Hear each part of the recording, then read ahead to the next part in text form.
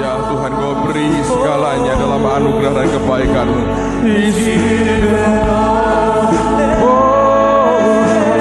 Ya Tuhan, ya Tuhan. Engkau berikan semuanya. Oh, kasih-Mu yang luar biasa itu. Ya Tuhan, biarlah Basano.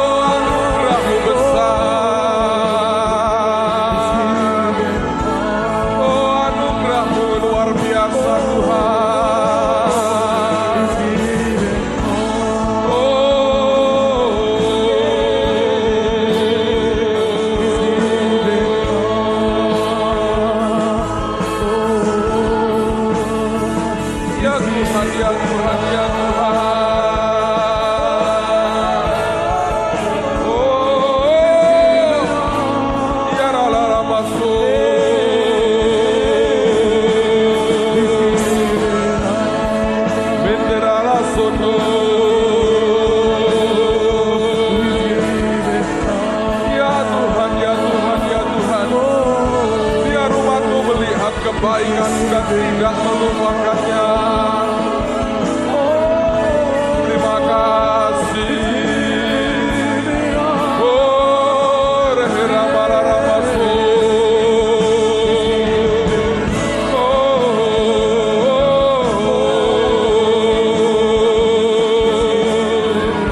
Bawa hati kami balik kepadamu.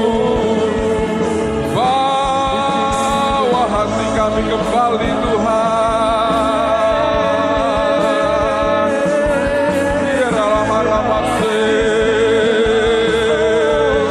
Tarik hati kami melekat padamu.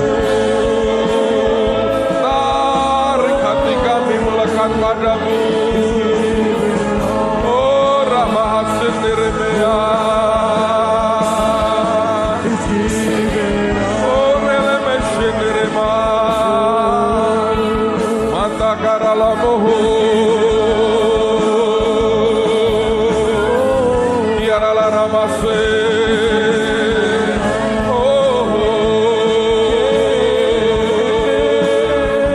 Kau tarik hati kami Tuhan. Urashandaralamu.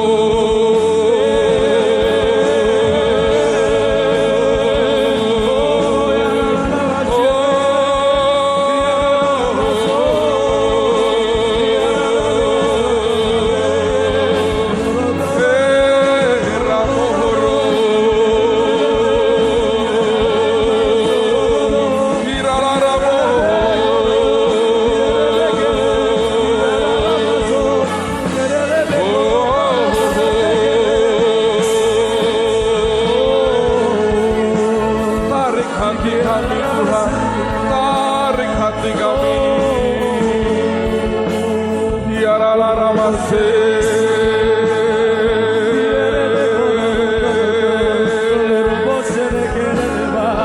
Ya Tuhan, ya Tuhan, ya Tuhan, ya Tuhan. Ya Tuhan, ya Tuhan, ya Tuhan, ya Tuhan. Kau tarik hati setiap kami untuk berpaling terus kepadamu. Bahkan buat hati kami selalu melekat kepadamu ya Tuhan. Buat hati kami selalu melekat kepadamu, ini yang hamba minta. Sore hari ini kami berdoa, jangan biarkan satu orang pun pulang tanpa dibuat hatinya kembali berpaling dan melekat kepadamu. Tuhan, terima kasih. Kami tahu sesuatu yang baik Engkau kerjakan di tengah-tengah kami. Buat terus hati kami itu hanya tertuju kepadamu dan bukan kepada yang lain. Sore ini hamba berdoa, curahkan dengan kuat dalam kehidupan setiap kami roh hikmat, wahyu dan pengertian. Karena kami tahu hanya dengan itu kami akan sanggup mengerti setiap perkataan Tuhan yang membuat hati kami berpaling terus dan hanya memandang kepadamu. Terima kasih Bapa, terima kasih. Kami bersyukur untuk anugerah-Mu yang luar biasa. Kau tolong setiap kami dalam nama Tuhan Yesus. Dan semua yang berharap pada nama yang mulia itu berkata, amen. Sebelum Anda duduk, beritahu 3-4 orang sekitarmu, katakan, Yesus kita memang luar biasa. Amen. Silakan duduk, saudara. Mari kita buka Lukas pasal yang ke-6. Injil Lukas pasal yang ke-6, ayat yang ke-6 sampai dengan ayat yang ke-11. Lukas 6 ayat yang ke-6 sampai dengan ayat yang ke-11. Sebelum saya bacakan ayat ini, saya mau sharing dengan saudara. Beberapa hari yang lalu Ibu Linda Bernard telepon dan dia bicara, Pak, saya hanya ingin sharing, ingin ngobrol dengan Bapak. Ada beberapa hal yang Tuhan tunjukkan dalam penglihatan kepada saya, itu yang dia katakan. Dan kalau Anda kenal beliau, ini hamba Tuhan ini memang spesial di depan Tuhan. Karunia yang Allah berikan dalam hidupnya juga luar biasa. Kalau orang lihat penglihatan itu mungkin berbagai macam.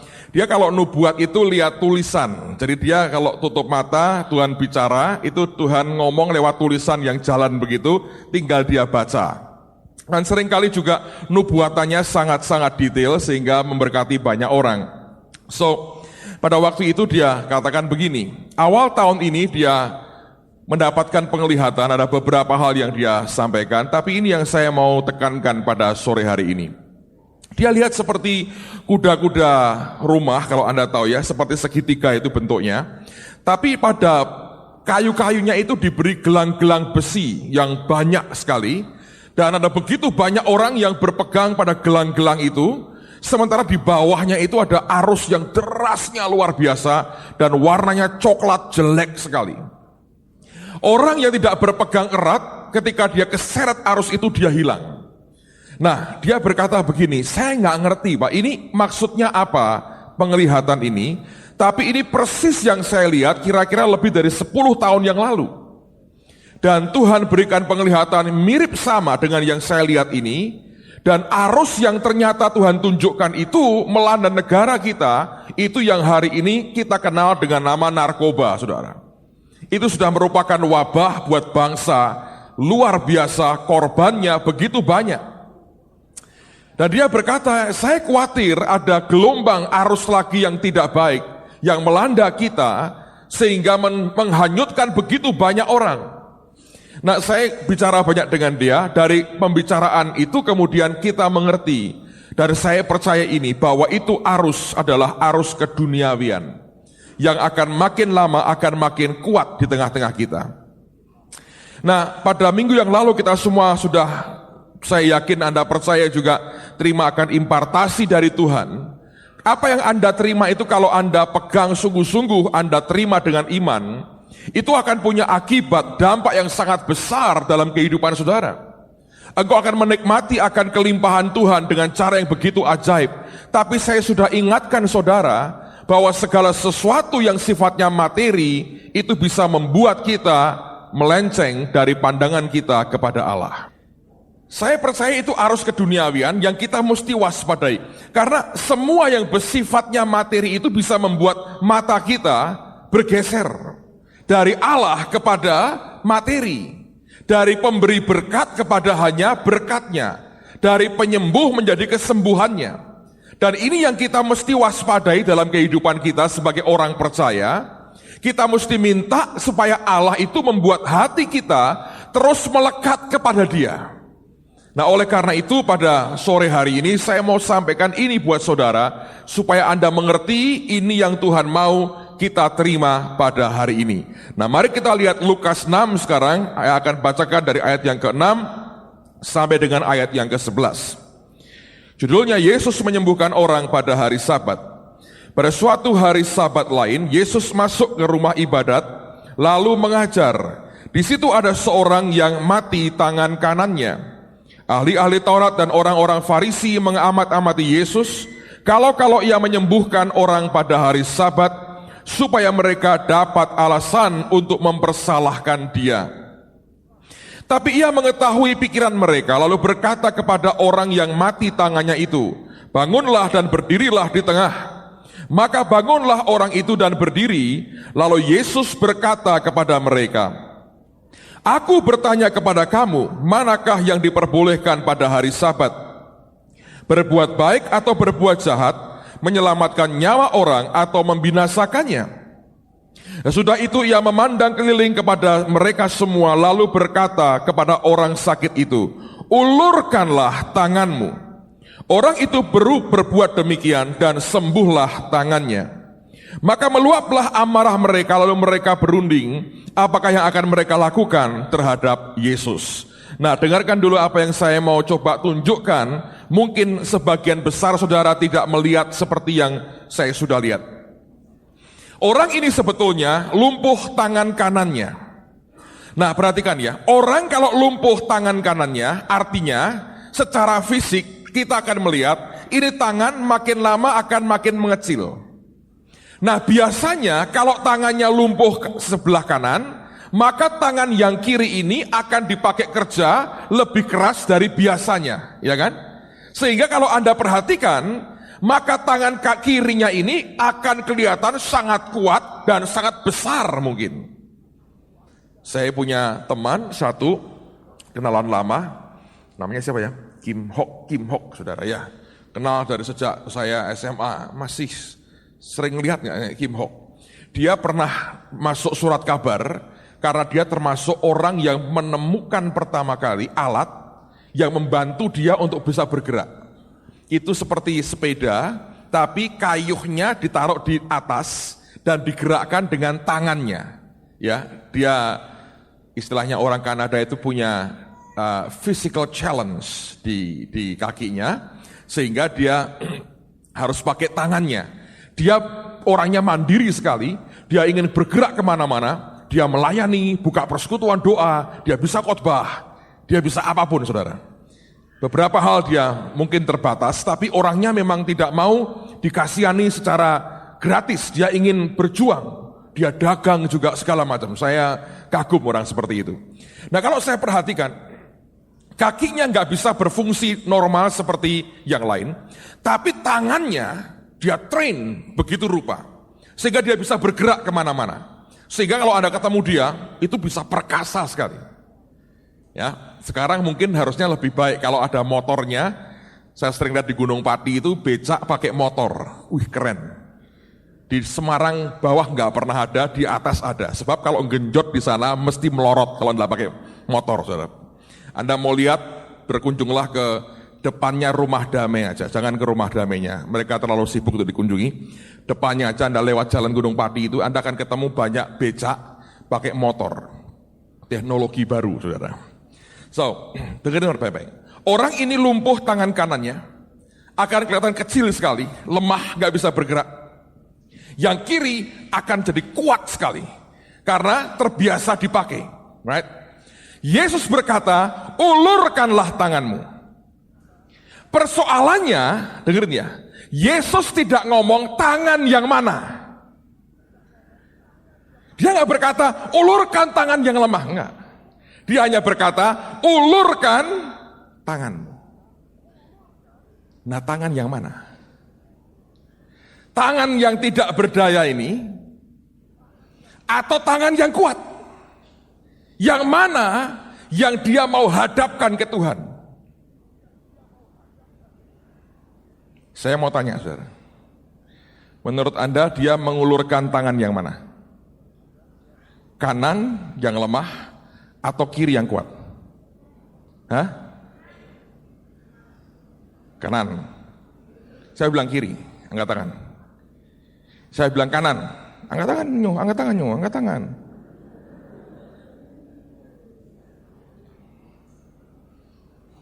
Kalau dia ngulurkan tangan yang kuat,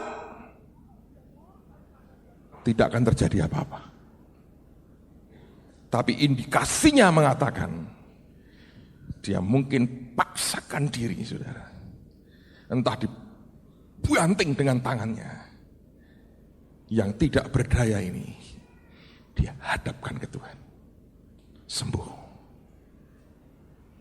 Saya mau tunjukkan satu rahasia akan namanya pribadi Tuhan kita.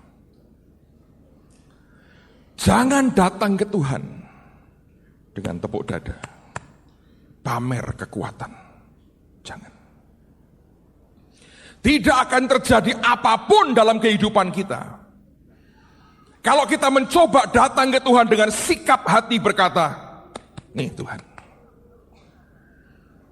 Sebaliknya kalau orang percaya datang kepadanya dengan rendah hati berkata, ini ketidakberdayaanku Tuhan. Kekuatannya akan dialirkan dalam hidup saudara. Ngerti saudara? Ini pelajaran soal sikap hati. Jangan pernah datang kepada Yesusmu dengan engkau membanggakan kesanggupanmu. Dengan engkau membanggakan akan kekuatanmu. Kalau itu yang kita buat, kita berkata ini orang yang berjasa. Saya beritahu saudara, oleh karena kasihnya, akan tiba waktunya, kelak tanda petik ya, Anda akan dijatuhkan. Bukan untuk Anda hidup dalam dosa, tapi Tuhan akan celikkan ketidakberdayaan kita. Sebab Allah benci orang yang tinggi hati.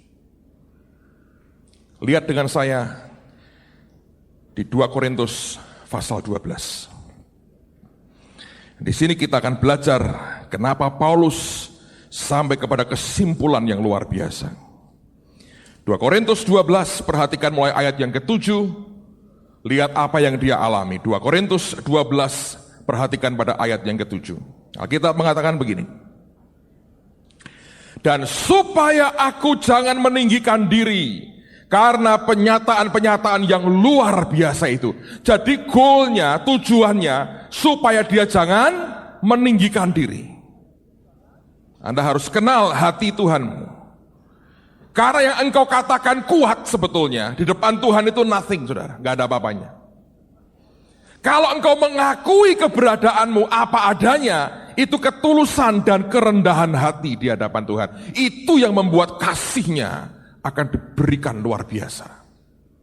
Nah, Paulus berkata begini, dan supaya aku jangan meninggikan diri karena pernyataan-pernyataan yang luar biasa, maka aku diberi suatu duri dalam dagingku, yaitu seorang utusan iblis untuk menggocoh aku supaya aku jangan meninggikan diri. Dalam satu ayat dia 2 kali mengatakan supaya aku jangan meninggikan diri. Artinya ini sesuatu yang serius di hadapan Tuhan. Terusin lagi. Tentang hal itu aku sudah 3 kali berseru kepada Tuhan. Ini bukan yang ngomong bukan orang sembarangan. Rasul yang besar namanya Paulus. Dia sampai berseru bukan sekali, 3 kali. Supaya utusan iblis itu mundur daripadaku. Perhatikan, tetapi jawab Tuhan kepadaku, cukuplah kasih karuniaku bagimu. Sebab, perhatikan ini, justru dalam kelemahanlah kuasaku menjadi apa?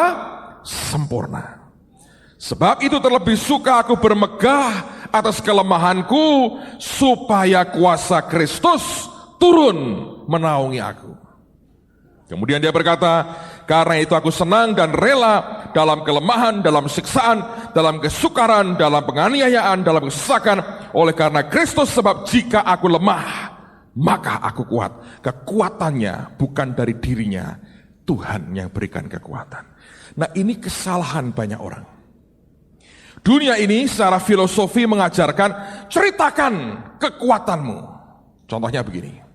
Saudara kalau mau ngelamar kerja, Anda tunjukkan Anda orang goblok atau Anda orang pinter? Pinter toh? Yang ditunjukkan apa? Ijazah. Gitu? Ini loh ijazah saya. Kami baru terima surat nyasar ke PO Box kami yang sudah lama tutup. Ngelamar pekerjaan. Ya dibuka kan, untuk PO Box ini kita nggak tahu saudara. Dibuka orang lamar kerjaan. Lihat nilainya, B, A, orang pinter. Kalau C, D, kira-kira nggak pernah ditunjukkan dia. Gitu. Pernah sekolah, ya sambil lalulah katanya begitu. Dia tidak mau tunjukkan ijazahnya. Tapi kalau orang tunjukkan ijazahnya, dia berkata, aku ini pinter nih. Dunia begitu kan. Anda mau jual apapun, Anda mesti tunjukkan betapa baiknya yang engkau jual, betapa hebatnya ini. Tanpa disadari, Dengan Tuhan kita bersikap yang sama. Nah, Anda kalau saya tidak berkata kalau Anda dagang tunjukkanlah semua kelemahan produkmu. Bangkrut lo saudara kalau cara begitu. Tapi lihat ya, dengan Tuhan sikap itu jangan dibawa. Kalau dia berkata ulurkan tanganmu, ini pilihan pada orang yang lumpuh tangan kanannya ini. Dia mau tunjukkan ke Tuhan sisi lemahnya atau sisi kuatnya. Saya bersyukur dia tahu apa yang dia buat. Dia tunjukkan kepada Tuhan sisi ketidakberdayaannya. Sembuh saudara. Saya belajar seperti Paulus juga belajar. Tuhan memang tidak suka dengan orang yang tinggi hati. Sikap hati yang merasa hebat itu akan selalu diikuti dengan kejatuhan. Saya cerita ya pengalaman saya saudara. Ketika saya kuliah di Undip 20 tahun yang lalu kali ya, atau 21 tahun, 22 tahun yang lalu. Sudah tua juga saya ini saudara. Rasanya baru kemarin saya lulus, sudah puluhan tahun. Tuhan segera datang nih, jelas. Saya sudah bertobat lahir baru, sudah mulai khotbah waktu itu. Kami dapat pelajaran agama Kristen. Dosen saya pendeta GKI Peterongan, Pak, siapa namanya? Simon, Pak, lupa saya namanya. Forgive me. Saya sudah khotbah nih saudara. Dia pelajari, kasih ini, wah segala macam bagus. Dia beri kami catatan, diktat, tipis. Saya lihat isinya penjelasan, tapi ada juga beberapa tambahan keterangan, misalnya Esther itu, Ratu Esther hidup di Puri Susan itu sekitar tahun berapa, itu ada keterangan tambahan-tambahan begitu. Yang saya pikir, ini nggak penting lah. Yang penting kan isinya, kebenarannya. Ingat saya sudah mulai khotbah tahun-tahun itu. Waktu ujian pelajaran agama Kristen, saya tidak belajar. Saya berkata apa? Kecil. Tanya apa saja, saya jawab. Entah benar, entah salah. Tapi saya yakin benar. Karena tiap hari saya baca Alkitab, hampir tiap minggu saya sudah mulai khotbah kemana-mana. Ngapain saya baru belajar lagi? Santai di rumah, yang salah apa saudara? Sikap hati. Besoknya ujian, Anda tahu pertanyaannya? Bukan soal lahir baru, bukan soal ayat ini pengertiannya apa, bukan. Tapi tahun-tahun itu loh saudara, yang ditanyakan. Jadi Esther itu hidup tahun berapa sebelum Masehi? Saya bilang gawat ini. Gak belajar saya. Di Alkitab kagak ada. Di catatan beliau ada. Saya keringat dingin saudara. Ingin nyontek. Ingin loh. Tidak iya loh. Ingin. Jangan terus Petrus Agung aja nyontek kok. Saya juga gak apa-apa. Melebunon rokok sendiri. Saya tidak ngajari saudara. Ingin. Tapi saya bilang, wes khotbah kok nyontek. Agama Kristen lagi. Tapi saya bilang, kalau aku gak lulus, malu. Bagi khotbah kok pelajaran agama Kristen orang lulus. Ayo. Keringat dingin saya bilang, Tuhan ampuni Tuhan. Memang orang ini sombongnya, blegedus. Istilahnya orang. Waduh saya jawab sebisa-bisanya. Beliau orang baik saudara. Kasihan sama orang Malang ini. Diberi nilai C saya. Waktu C, Tuhan berkata gini, tidak usah diulang, karena boleh ulang. Tidak usah diulang, biar mengingatkan kamu terus. Kesombongan itu berakibat kejatuhan. Sekian tahun kemudian saya lulus dari Undip. Memang betul, saya ini termasuk wisudawan terbaik. Sebetulnya saya bisa lulus juga dengan cum laude. Anda tahu, IP saya kurang 0,05 cum laude saya. Gara-gara pelajaran agama Kristen dapat C, saudara. Bayangin. kurang 0,05 cum laude. Tuhan berkata, biar kamu merasakan, ingat seumur hidupmu. Cum laude dan tidak cum laude kan tidak ada bedanya untuk aku. Biar terima aja seperti itu. Saya bilang, seandainya aku tahu. Tapi tidak ada orang yang pernah tahu hari esok apa yang terjadi. Sikap hati kita yang harus dijaga. Ngerti saudara? Anda kalau dagang misalnya, Anda tahu produkmu bagus, jangan berkata gini, pasti semua orang beli saya. Belum tentu saudara. Begitu engkau tepuk dada, nih paling bagus. Tuhan berkata, yes, jajalen toh. Berkat Tuhanlah yang menjadikan kaya. Susah payah tidak menambahinya. Anda ikut tender, bangun apa? Anda berkata, pasti saya menang, produkku paling bagus, harga paling murah. Engkau sombong, Tuhan berkata, tak biarkan orangnya lihat mukamu sebel. Mau apa? Hati raja itu di tangan Tuhan. Raja kan pemegang keputusan, decision maker di tangan Tuhan. Kalau Allahnya dibuat batu kayak Firaun, lo ini murah, ben, mau aku. Lo tapi gini, orang urusanmu aku mau. Aku gelemnya sing larang elek kok. Bisa apa? Kok uangnya dia. Iya tak? Pokoknya aku sing mahal. Elek ben, pokoknya larang. Bergurau, tapi kenyataan dia nawari juga hebat. Saya kalau pergi dengan dia, kalau sama-sama gitu ya, saya perlu ngajak dia. Saya orang yang tidak bisa nawar, saudara. Dia ini jago nawar. Kita pernah ke Yunani, itu orang Yunani dibuat pusing sama dia. Jaket itu, saudara, bisa dibabat habis harganya. Jadi kami pulang bawa jaket kulit dengan harga sangat nginjak kepala orang, betul. Saya punya teman expert di situ. Tapi kalau guyon, ben, larang ben, pokoknya, elek ben, larang pokoknya. Pengen mengeluarkan uang, loh, ada loh orang kayak begitu. Ada. Kalau hatinya dibuat begitu sama Tuhan, Anda mau apa? Jadi engkau punya apa sebetulnya? Tidak punya apa-apa.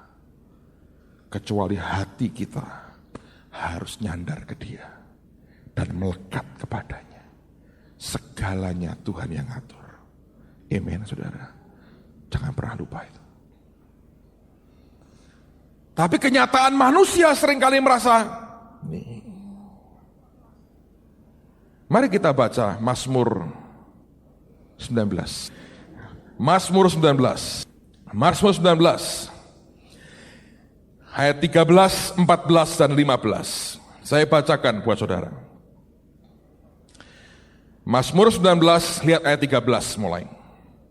Siapakah yang dapat mengetahui kesesatan? Bebaskanlah aku dari apa yang tidak kusadari. Bahasa Inggrisnya, who can understand his errors? Siapa yang bisa ngerti errors dalam dirinya? Anda tahu error? Anda kalau punya komputer, macet error. Gimana ngatasinya? Restart. Kalau komputer hidupmu error, Anda tidak tahu sebetulnya. Kecuali Tuhan membuka hati kita, Anda berkata, ini kok macet semua ya programku. Program dagang, program belajar, program hubungan suami istri, program hubungan dengan anak, error semua. Kecuali Tuhan membuka mata kita, kita nggak tahu. Karena di dada kita tidak ada penampilan error, nggak ada saudara. Di komputer kita muncul, di hati nggak pernah muncul. Di luar kelihatannya semuanya beres, tapi macet semua. Nah kita berkata, siapa yang bisa ngerti errors kita? Bebaskanlah aku dari apa yang tidak kusadari. Lindungilah hambamu juga terhadap orang yang kurang ajar. Sebetulnya bukan kurang ajar, tapi dosa kesombongan tadi dikatakan. Dan dikatakan, janganlah mereka menguasai aku, maka aku menjadi tak bercela dan bebas dari pelanggaran besar. Nanti kita akan kembali ke ini, ayat berikutnya.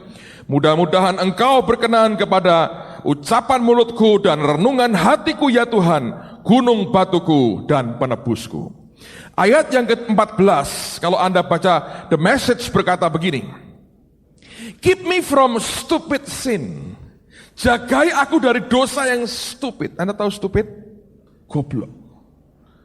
Ada orang yang dosanya itu warnanya goblok sekali. Kegoblokan yang dia buat. Dia bilang, Tuhan, jagai aku dari berbuat dosa yang gobloknya kayak begitu. Itu dosa apa? Dia berkata, from thinking I can take over your work. Dari berpikir bahwa aku bisa ambil alih pekerjaanmu. Nah, pekerjaan Tuhan itu apa, saudara? Pekerjaan Tuhan itu apa? Buka 2 Korintus 3 ayat yang ke-5. Jangan, pekerjaan Tuhan itu menciptakan dunia dan segala isinya. Alright, bagus juga. Tapi lihat, ini pekerjaan Tuhan. 2 Korintus 3 ayat yang ke-5. Paulus mengucapkan dengan tepat sekali.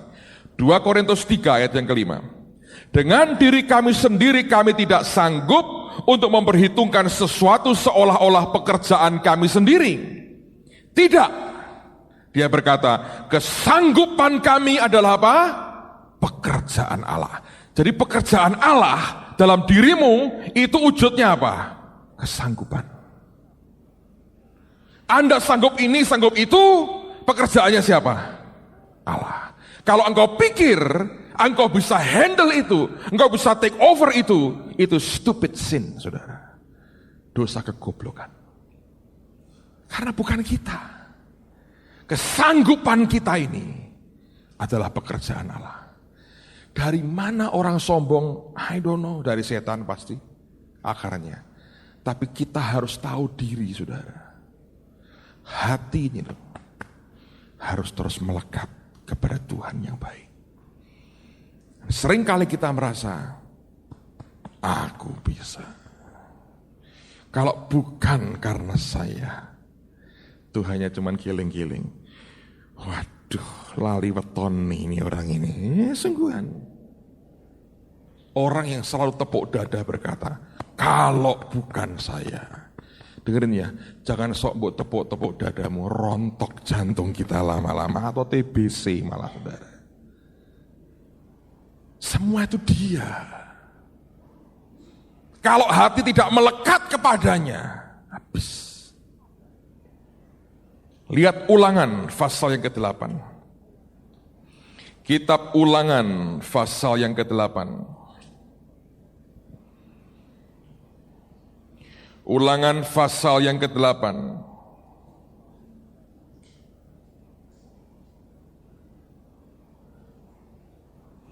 Dan pasal 9 nanti kita akan baca. Ulangan pasal yang ke-8. Lihat ayat yang ke-17 dulu. Ulangan 8:17. Maka janganlah kau katakan dalam hatimu, kekuasaanku dan kekuatan tangankulah yang membuat aku memperoleh kekayaan ini. Dia bilang jangan katakan dalam hati. Ini belum diucapkan di mulut kita. Baru kita ngomong di hati, dia berkata jangan kamu katakan dalam hati. Tetapi ayat 18, haruslah engkau ingat kepada Tuhan Allahmu. Ini yang dia rindukan. Apapun yang kita dapatkan, yang kita nikmati, ingat terus akan Tuhanmu. Hati melekat ke dia, bukan kepada yang lain. Kalau kita mengatakan, tetapi haruslah engkau ingat kepada Tuhan Allahmu, sebab dialah yang memberikan kepadamu kekuatan atau kuasa untuk memperoleh kekayaan dengan maksud meneguhkan perjanjian yang diikrarkannya dengan sumpah kepada nenek moyangmu seperti sekarang ini. Pasal 9 ayat yang keempat mulai dikatakan, janganlah engkau berkata dalam hatimu. Diulang lagi, jangan ngomong ini di hatimu. Apabila Tuhan Allahmu telah mengusir mereka dari hadapanmu, karena jasa-jasakulah Tuhan membawa aku masuk menduduki negeri ini, padahal karena kefasikan bangsa-bangsa itulah Tuhan menghalau mereka dari hadapanmu. Bukan karena jasa-jasamu atau karena kebenaran hatimu, bukan. Jadi jangan merasa terlalu GR, saudara. Semua itu kasih karunia. Engkau masuk menduduki negeri mereka, tetapi karena kefasikan bangsa-bangsa itulah Tuhan Allahmu menghalau mereka dari hadapanmu, dan supaya Tuhan menepati janji yang diikrarkannya dengan sumpah kepada nenek moyangmu, yakni Abraham, Ishak dan Yakub. Jadi ketahuilah bahwa Tuhan bukan karena jasa-jasamu. Diulang berkali-kali, artinya ini sudah terlalu banyak orang yang merasa berjasa. Coba orang tua, kalau anaknya nakal ngomongnya bi, nah ora bapakmu nukono kuwi nang. Kita karena Anda tuh tanpa sadar. Kalau suami marah sama istrinya, gue tidak kawin bi aku. Dadi opo kowe? Mungkin malah ratu Inggris. Right? Tapi itu orang kan tepuk dada toh. Hati-hati loh. Banyak orang begituan. Nyesel aku kawin sama kamu, kata istrinya. Dulu tuh profesor ngelamar aku. Lah kok gelem aku ngambek kowe? Lambu. Oh usah gede gitu, milih diri toh. Tapi itu sebetulnya apa saudara? Sombongan. Anda kerja di bank, Anda dengan kamar. Kalau bukan saya ini loh, ini bank ini bangkrut. Bank bangkrut paling. Kalau bukan karena saya. Jangan. Tuhan berkata jangan katakan di hati aja jangan. Bukan karena jasamu. Itu kesombongan, saudara. Itu yang dikatakan tadi, stupid sin. Dosa kesombongan. Itu yang jatuhin, saudara. Anda bisa nangkep. Seringkali itu dengan gampang kita ucapkan. Karena kita pikir itu milik dia. Milik kita. Dan hati kita jauh dari Tuhan. Tuhan ingin ingat dia senantiasa. Saya tadi pagi cerita, kemarin juga saya cerita. Saya berdoa Anda diberi Tuhan hati yang sama, bahkan lebih lagi. Saya beritahu saudara ya, saya tahu Tuhan suka. Kami kan liburan ke Amerika, Kanada bulan lalu. Sebetulnya saya tidak ada rencana ke Orlando pada waktu itu. Tapi teman baik kita semua, Pendeta Larry Kiefer pas datang ke Semarang bulan September atau Oktober yang lalu. Pas kami makan sama-sama sebelum dia pulang, dia tahu bahwa saya akan ke Amerika bulan Desember. Dia paksa saya, dia bilang kamu harus kunjungi kota saya. Saya bilang sudah sering aku dulu ke Orlando. Dia bilang, ya aku tahu, tapi kamu harus bawa anak-anak. Kenapa? Anak-anak perlu ketemu Mickey Mouse, Minnie Mouse, Donald Bebek, Peter Pan, dan Pinocchio katanya. Kamu tidak perlu, tapi anak-anak perlu. Saya bilang, saya perlu, saya berkata gitu. Ya harus kamu ke tempat saya. Kemudian dalam pembicaraan itu dia juga minta saya khotbah di gereja dia. Dia membantu pendeta Sam Hin, adiknya Benny Hin, untuk di khotbah di gereja dia. Singkat cerita bahkan diatur bisa interview dengan TV di Orlando, Channel 55, Superstation. Saya terbang dari LA ke Orlando, keluarganya Pak Timotius juga dari LA ke Orlando, tapi kami pakai flight yang berbeda. Pak Timotius tidak ikut, ini nanti saya berkata ini kombinasi bagus, suaminya kerja cari uang, keluarganya menggunakan uang itu jadi itu akurnya di situ, saudara. Kalau sama-sama nyari uang terus nggak ada yang mengeluarkan bisa mati kelaparan, gitu. Harus ada yang cari, ada yang membelanjakan. Itu penting Anda harus ketahui. Jadi kalau istriku kok suka belanja, memang karunianya begitu, berbeda dengan suami. Itu gift-nya. Ini dia pergi keliling, keluarganya ikut. Saya diizinkan 1 hari setengah. Tapi yang setengahnya saya harus khotbah di tempatnya Sam Hin. Jadi hari keduanya pagi-pagi saya temani mereka sampai sore. Saya balik ke hotel, dijemput, baru kemudian khotbah tempat Sam Hin. Nah, Hari itu kami tiba di Orlando cukup malam, jam 10 malam, karena terbang dari LA kami siang hari. Begitu saya jalan dengan anak-anak, mau turun lewat eskalator ke baggage claim. Eskalator yang bagian naik itu yang muncul pertama anaknya Pak Timotius. Si Joshua sama Jessica itu kepalanya muncul, terus ketawa. Gitu. Wah rame ya saudara, rame turun. Yang jemput kami itu PhD, doktor, teologi ya. Dia bawa van besar. Saya juga doktor sih, dokter Andes tapi saudara. Hanya bedanya dia sekolah lebih lama itu aja. Anda juga dokter, cuma kurang lama sekolahmu jadi belum nyampe. Calon-calon lah, kalau mau gitu. Tapi jangan beli ya saudara, malu-maluin. Lalu kemudian saya heran sekali. Kita kan pakai tenaga porter untuk ngangkat barang karena begitu banyak. Koper kami itu berangkat berapa ya? 5 besar, 3 kecil. Ini keajaiban lagi lah. Kalau saya pergi sendiri, 1 tas kecil jinjing itu cukup. Kalau saya pergi berdua, koper besar 2 penuh. Kalau pergi berlima, 5 koper besar-besar, pulang beli 1 koper besar lagi, dan koper kecil 1. Itu dari mana? Ayat kita berkata, 1 orang makan 1.000 orang, 2 orang 10.000 orang. Itu terjadi saudara, dalam urusan koper terutama. Nah, saya tidak cerita panjang lebar. Ini orang bayarin semua tipsnya, saya mau keluar duit nggak boleh. Mau ikut ngangkat koper tidak boleh. Loh, saya mikir gini, kamu ini sekolah lama-lama kok ngangkati koperku, saya bilang. Isinya mainan anak-anak saya, diangkati sama dia, masukin koper, kami masuk di van.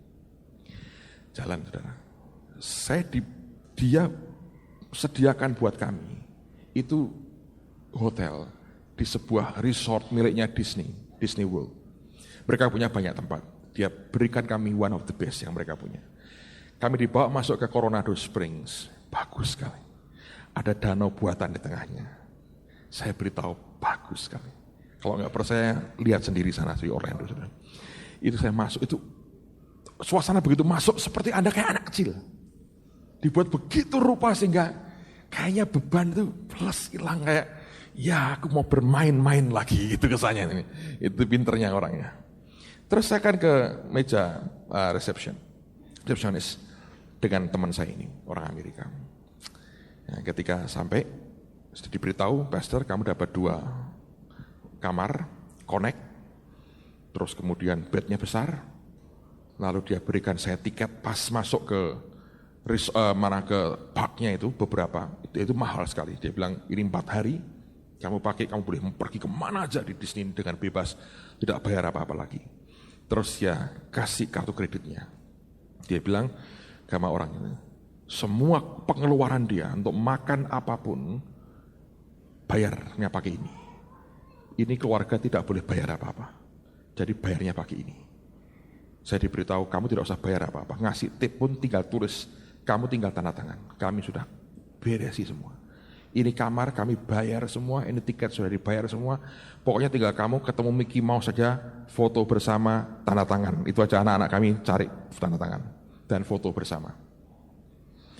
Saya saudara ya, minta saksi dong. Saya hanya diam, saya bilang thank you. Waduh, kena di hati saya. Saya tidak expect, tidak berharap seperti itu. Right? Saya mundur, saya panggil istri saya. Saya ngomong sama dia, saya bilang gini, bukan karena Yesus, saya bilang, nggak ada ini orang ini bisa ke sini. Ini kalau bukan karena Yesus, saya bilang, tidak bisa kita nikmati seperti yang kita nikmati sekarang. Saya ngomong sama anaknya Pak Timotius, sama Joshua, saya mungkin dia lupa. Saya bilang, kalau bukan karena Yesus, kamu masih tinggal di rumahmu lama itu, sekarang mulai kebanjiran, saya bilang. Itu danau buatan, itu danau tiban, saya bilang, naik musim udan itu. Danau rob, saya bilang. Masa orang kecil begini, saya bilang sama Joshua, bisa sampai ke Disney? Saya bilang, bukan karena Yesus ya tak beritahu, nggak nyampe ke sini. Saya ngomong sama dia, tanya dia, saya bilang, Kalau bukan Yesus nih, bisa. Saya bisa apa? Ya, saya ini siapa? Ada apa-apanya. Kalau waktu kecil mainan kalah terus. Umbul gak pernah menang. Setinan gak pernah menang. Saya gak punya apa-apa. Saya ngomong sama saya, bukan karena Yesus. Kami sudah capek sekali, saudara. Malam itu kami cari kamar nyasar-nyasar. Kan gede sekali. Saya sudah jadi kayak orang buta itu. Saking di hati itu, waduh banyak hal. Saya bilang, Tuhan kalau bukan karena Yesus. Anda tahu Tuhan ngomong apa sama saya? Dia bilang, hati seperti itu aku suka. Sebab selalu ingat dari mana sumbernya. Banyak orang diberkati. Ngomong kasarnya saudara ya, langsung biayaan. Ya tahu? Lupa dari mana itu.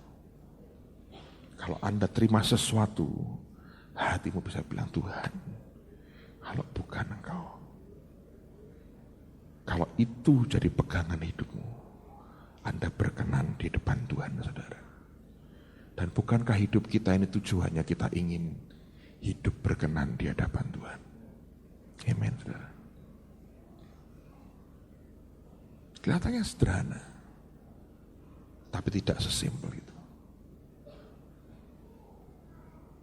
Serius, saya kalau kemana pergi, Tuhan ini bukan karena aku. Aku kenal betul siapa orang.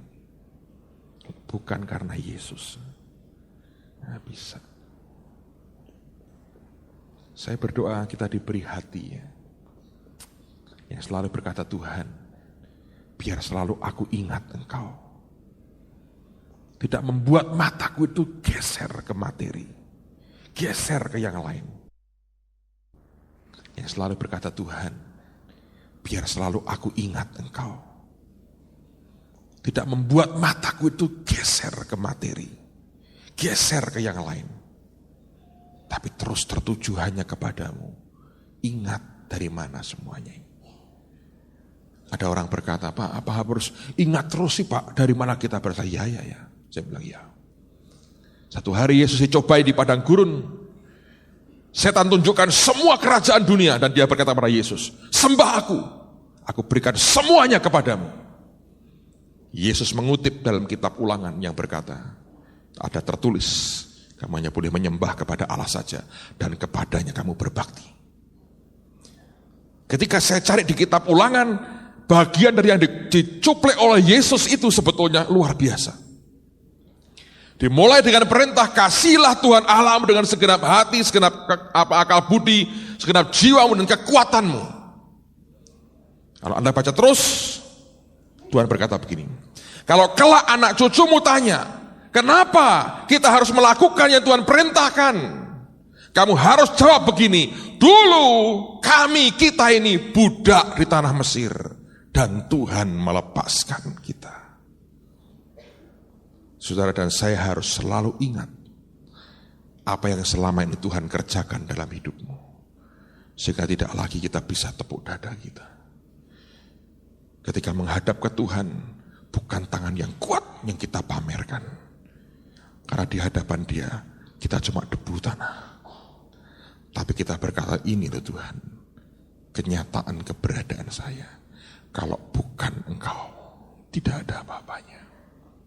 Beberapa hari yang lalu saya telepon Pak Sugi, saya bilang, aku mau doa di Holy Stadium di tanah kita.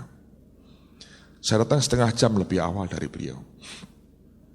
Karena paginya Tuhan ngomong ke saya diberi ayat Mazmur 127. Saya bawa mobil, saya bawa Alkitab, saya parkirin depan tanah kita. Saya matikan mesinnya, saya buka jendelanya sedikit, saya buka Alkitab saya nangis di depan Tuhan. Saya baca perkataan Tuhan itu. Jikalau bukan Tuhan yang membangun rumah, sia-sia usaha orang apa? Membangunnya.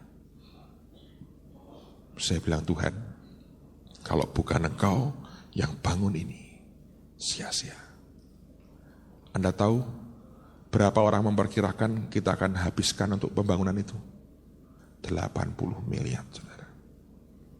Dari mana itu? Secara kekuatan manusia, jauh di luar kemampuan kita. Tapi kalau Dia berkata iya, segala sesuatu mungkin bagi Dia. Hanya jaga sikap hati kita. Amen, saudara. Itu yang paling utama. Saya percaya 1-2 bulan mendatang, semua urusan tanah akan selesai. Itu pun Anda dan saya tahu. Bukan karena kesanggupan manusia kita. Itu karena pekerjaan Allah yang kerja dalam kita. Saya berdoa, Tuhan beri kita hati yang terus berpaut hanya kepadanya. Amen, saudara. Coba buka Matius pasal yang ke-25. Injil Matius pasal 25. Saya bacakan mulai ayat yang ke-31. Matius 25 ayat yang ke-31.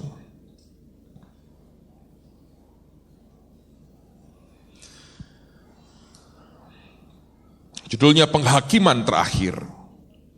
Apabila Anak Manusia datang dalam kemuliaannya dan semua malaikat bersama-sama dengan Dia, maka Ia akan bersemayam di atas tahta kemuliaannya.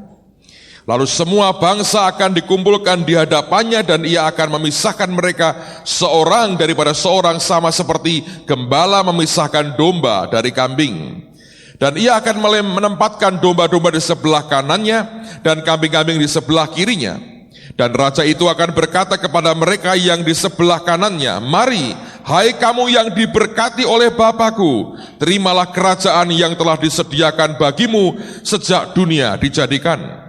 Sebab ketika aku lapar, kamu memberi aku makan. Ketika aku haus, kau memberi aku minum. Ketika aku seorang asing, kau memberi aku tumpangan.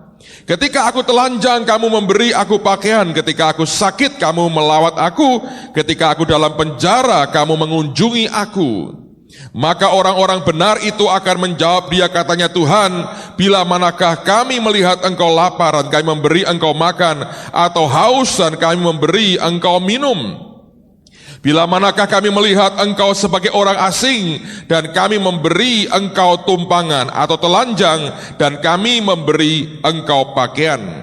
Bila manakah kami melihat Engkau sakit atau dalam penjara dan kami mengunjungi Engkau?" Dan Raja itu akan menjawab mereka, "Aku berkata kepadamu, sesungguhnya segala sesuatu yang kamu lakukan untuk salah seorang dari saudaraku yang paling hina ini, kamu telah melakukannya untuk aku."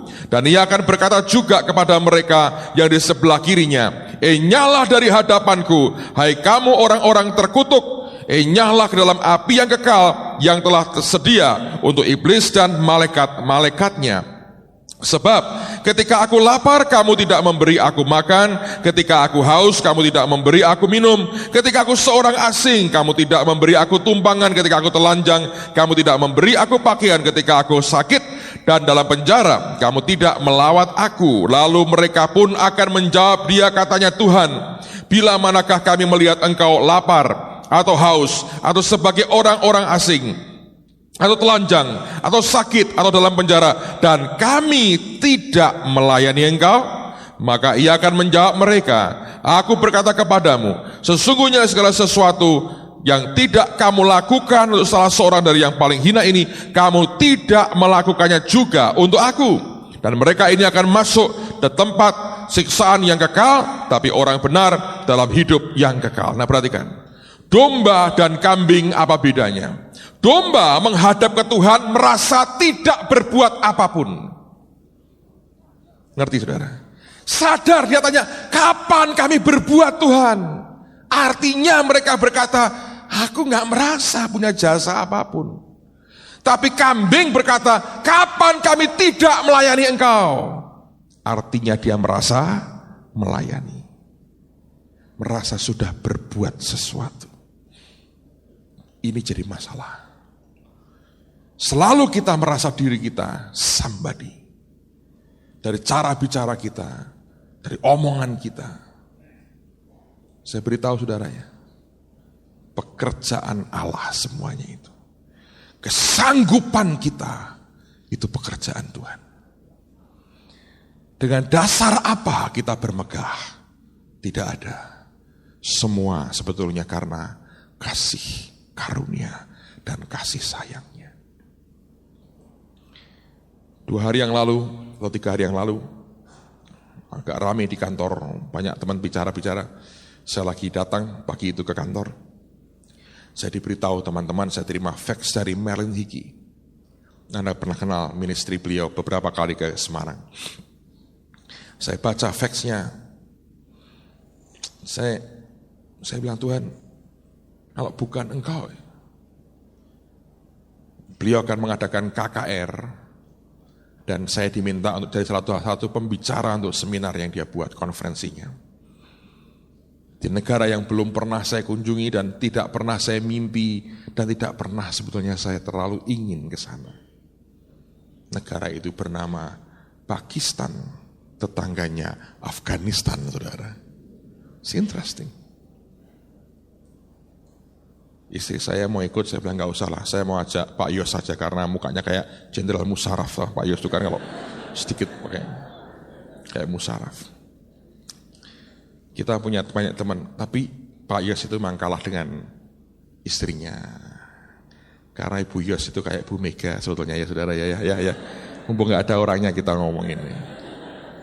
Pak Timotius kalau panggil ini RI 1. Mirip.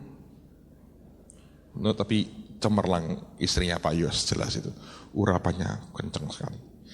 Serius, kalau Anda dengar di radio dia apa, luar biasa. So, pada waktu itu saya baca, saya bilang, Tuhan, apa sih yang Engkau mau dari ini? Saya ngomong, kalau bukan karena Tuhan. Ingat, semua itu karena kasih karunia dan kasih sayangnya. Kalau Tuhan tidak ambil saya jadi hambanya, mungkin hari ini I think saya jadi kaitur. Karena saya kuliah sejarah, menjelaskan Candi Prambanan, Candi Borobudur, gitu kan. Tugu Muda yang sering kali gelap kalau malam. Lawang Sewu. Saya akan berkata pada turis-turis itu, kenapa kok disebut Lawang Sewu? Sebetulnya kurang dari 1000.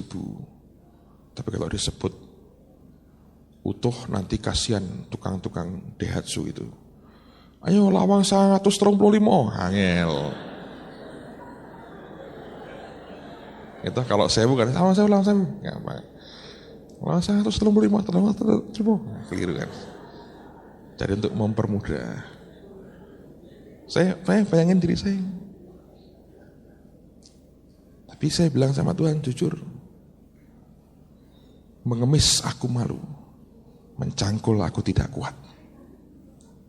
Paling enak ikut Tuhan. Yang diambil. Kalau bukan karena dia, mau jadi apa? Ya itu. Paling saya menjelaskan kepada orang-orang itu. Gitu. Tapi kalau Tuhan berkata, ikut aku. Itu kemuliaan yang luar biasa. Dan kehormatan, saudara. Amen. Saya berdoa Anda ngerti itu. Karena kalau hati kita bisa terus berpaut ke Dia, itu yang mendatangkan perkenan Tuhan. Saya nggak tahu ya, masa lalu saya ini dipenuhi dengan banyak hal yang hari ini bisa membuat saya terus ingat Tuhan. Apapun bisa muncul, klik, saya bilang, Tuhan.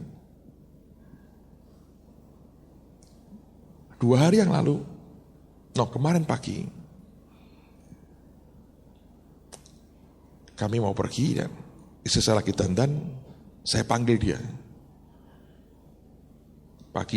Kemarin pagi saya makan nasi ayam. Anda tahu nasi ayam? Saya lihat pemandangan yang mentakjubkan. Anda tahu itu sambal gorengnya, warnanya merah itu. Kalau dikasih santan di atasnya itu bagus ya.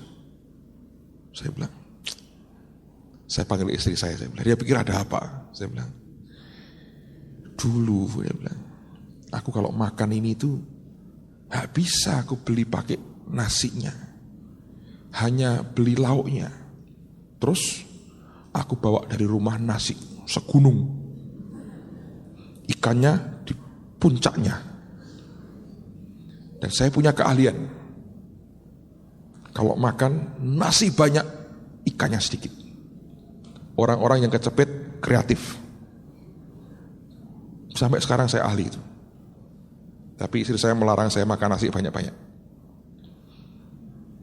Saya bilang, hari ini saya mau balas dendam. Ini kalau bukan karena Yesus, tidak mungkin.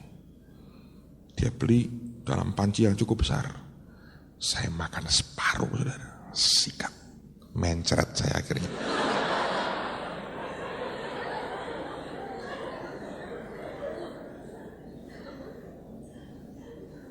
Karena itu terus. Saudara bisa apapun. Kalau hatimu melekat ke dia, apapun. Kalau tidak, Anda akan isinya ngomel.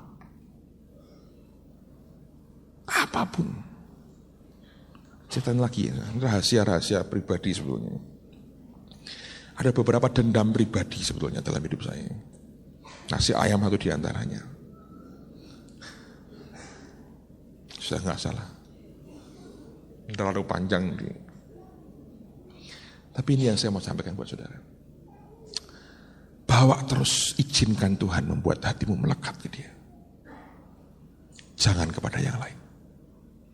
Jangan datang dalam kekuatanmu. Dan kau berkata, nih aku bisa. Datang dalam kerendahan hati. Bilang Tuhan, kalau bukan Engkau, tidak ada artinya. Yesaya pernah mengalami titik krusial. Di rumah Anda boleh lihat. Para teolog mengatakan perjanjian lama itu ada dua macam nabi. Nabi besar dan nabi kecil. Nabi kecil seperti Nahum, Obadjah, cara dikotbahin. Saya kok juga gak pernah tuh khotbah Nahum, itu gak pernah. Tapi kalau menjelang Tuhan datang, saya pikir saya akan mulai khotbah Nahum, mungkin. Nanti kalau di surga ketemu dia, kita tanya sama-sama, kamu ngomong apa sih sebetulnya? Nah, ngerti sama sekali. Nahum, Obadjah. Kalau Hagai, Habakuk masih lumayan. Tapi itu golongan nabi kecil. Ada golongan nabi besar, Yesaya, Yehezkiel, Yeremia. Lebih besar. Yesaya menghadapi titik yang sangat krusial dalam hidupnya. Di Yesaya pasal 6. Dari pasal pertama sampai pasal 5 dia sudah bernubuat. Di pasal 6 Tuhan menyatakan dirinya kepadanya. Begitu terangnya, begitu luar biasanya. Reaksi yang muncul, dia teriak, dia berkata, celaka, aku najis bibir. Anda tahu kalau seorang nabi bisa mengakui bibirnya, mulutnya ini najis. Sama seperti kalau Anda masak, Anda jual restoran, buka restoran, Anda berkata, sorry ini pernah dulu racun tak kira merica katanya. Itu akan menghabiskan karier saudara. Right. Tapi orang ini terima dengan rendah hati koreksi Allah dalam hidupnya. Ketika kemuliaannya dinyatakan, dia teriak, celaka aku najis bibir. Dan kerendahan hati itu yang dihargai Tuhan. Disentuh dengan bara api surga. Disucikan lagi bibirnya. Dia bisa punya kekuatan nubuat puluhan pasal lagi. Dan hari ini dia termasuk nabi besar. Anda nanggap itu? Kelak engkau jadi sebesar apa? Tergantung dari apakah engkau menghadap ke dia dengan tangan yang kuat, atau engkau datang dengan tangan yang lemah. Sikap yang merendah di hadapan Tuhan akan menghasilkan peninggian Allah yang luar biasa. Ayat terakhir Lukas 18. Lukas 18 ayat yang ke-9 sampai 14 dan kita akan selesai dengan ini. Lukas 18, perhatikan mulai ayat yang ke-9. Perumpamaan tentang orang Farisi dengan pemungut cukai dan kepada beberapa orang yang menganggap dirinya benar dan memandang rendah semua orang lain. Jadi ada orang yang menganggap dirinya benar terus menganggap rendah orang lain. Yesus mengatakan perumpamaan ini. Ada dua orang pergi ke bait Allah untuk berdoa, yang seorang adalah Farisi dan yang lain pemungut cukai. Orang Farisi itu berdiri dan berdoa dalam hatinya begini, "Ya Allah, aku mengucap syukur kepadamu karena aku tidak sama seperti semua orang lain. Bukan perampok, bukan orang lalim, bukan pejinah, dan bukan juga seperti pemungut cukai ini. Aku berpuasa 2 kali." Hebat sekali. 2 kali seminggu. "Aku memberikan 1/10 dari segala penghasilanku." Tetapi pemungut cukai itu berdiri jauh-jauh. Bahkan ia tidak berani menengadah ke langit. Melainkan ia memukul diri dan berkata, "Ya Allah, kasihanilah aku orang berdosa ini." Aku berkata kepadamu, orang ini pulang ke rumahnya sebagai orang yang dibenarkan Allah, dan orang lain itu tidak. Sebab barang siapa meninggikan diri, ia akan direndahkan.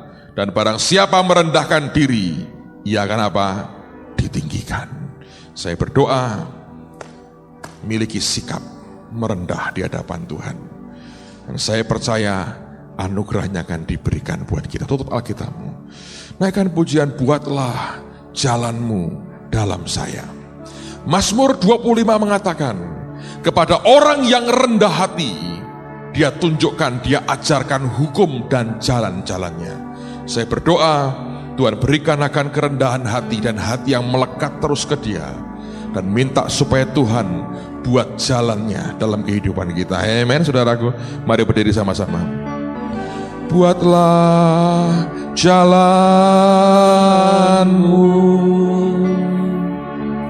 dalam saya,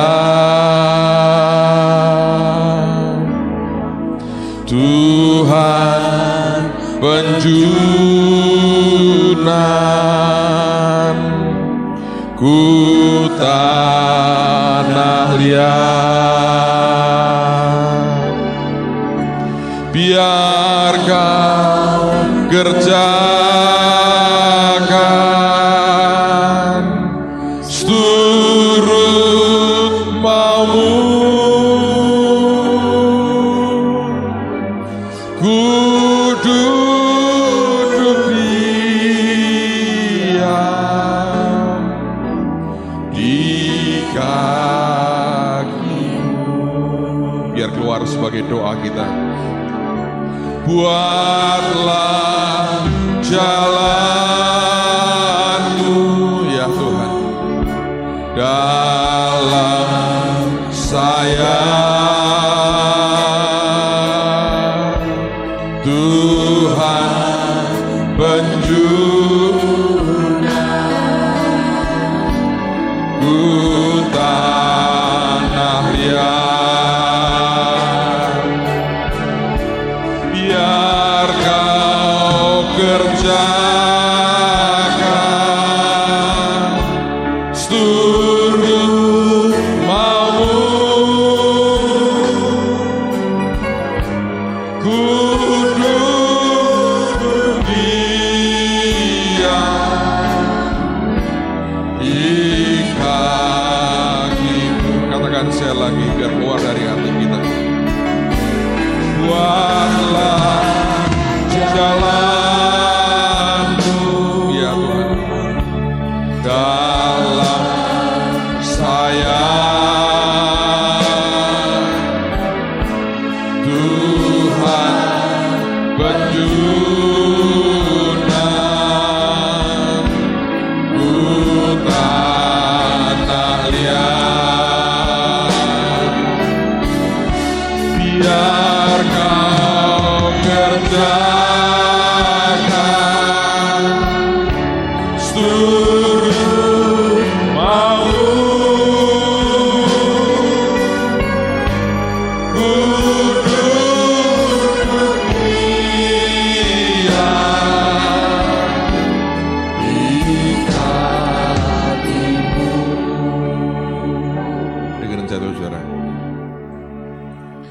beberapa waktu terakhir ini Tuhan seringkali suruh saya tulis apa yang kuat di hati. Dan dia bilang buat jadi buku. Saya merasa dalam hati, dalam roh saya ini kita berkejaran dengan waktunya Tuhan. Ada hal yang begitu besar dia mau kerjakan. Tapi landasan hati yang benar harus kita miliki. Kalau dengan jujur saya boleh berkata, seringkali pergulatan kita yang paling berat dengan hati kita sendiri. Untuk orang bergeser dari Tuhan itu begitu gampang. Saya hanya mau menghimbau saudara. Saya tulis beberapa buku terakhir ini. Kalau Anda tidak ada uang, hubungi ketua MK, minta MK itu beli, dibaca giliran. Karena ini sebetulnya akan menolong saudara ngerti hati Tuhan. Tidak tebal, tipis, gampang Anda cerna. Saya minta diulang sampai Anda ngerti sarinya. Waktu kita terbatas untuk bicara seperti ini. Tapi ini akan nolong banyak hal dalam hidup. Saya bicara soal doa, bicara soal kerendahan hati, soal penyerahan hidup dengan Tuhan. Tapi basically ngajar hati kita. Karena itu yang kuat Tuhan berikan. Dan dia mau kita punya hati yang berkenan di depan dia. Amen saudara. Saya berdoa di tengah-tengah kita, Engkau mengizinkan Tuhan itu mengerjakan hatimu. Saya merasa kita berkejaran dengan waktunya Tuhan. Karena ada hal yang luar biasa sedang Tuhan buat. Dan saya merasa dalam bulan pertama tahun 2003 ini, soal ini akan terus Tuhan bereskan sebagai dasar sebelum dia berikan banyak yang luar biasa di tengah-tengah kita. Amen saudara. Tuhan sudah mulai banyak bicara lagi dengan saya tentang apa yang akan dia kerjakan dalam bulan ini. Anda akan nikmati begitu banyak hal yang dahsyat dari Tuhan. Tapi saya berdoa demi nama Tuhan Yesus, supaya Allah mengerjakan hati kita. Karena itu landasan yang penting dalam hidup setiap kita. Amen saudara. Mari angkat tanganmu sama-sama sekali lagi. Ini doa kami Tuhan. Ini doa kami. Buatlah jalanmu ya Tuhan dalam saya. Tuhan penjunan ku tanah liat, biar kau kerjakan seturut maumu.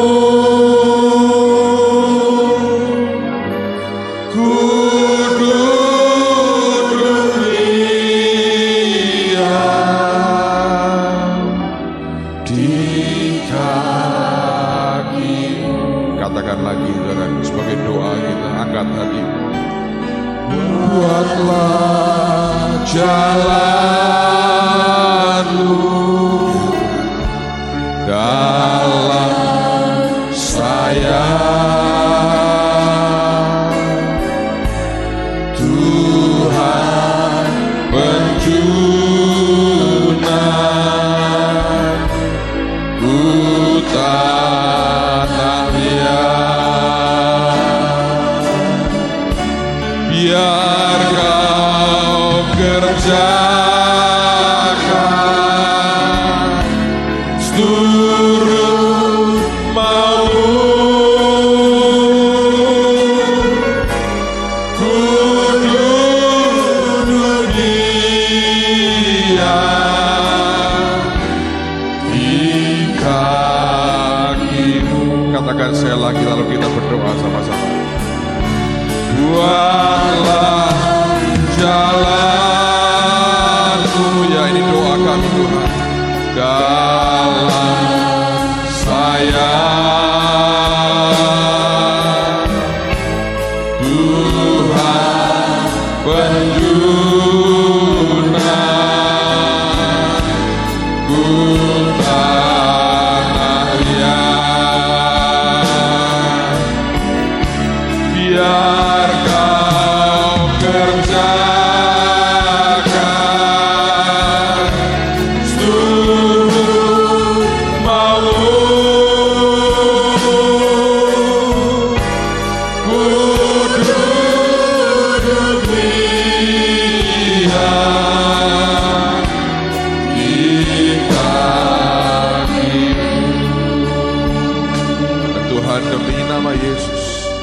Biar sejak hari ini Engkau terus alihkan dan arahkan hati kami terus kepadamu Tuhan.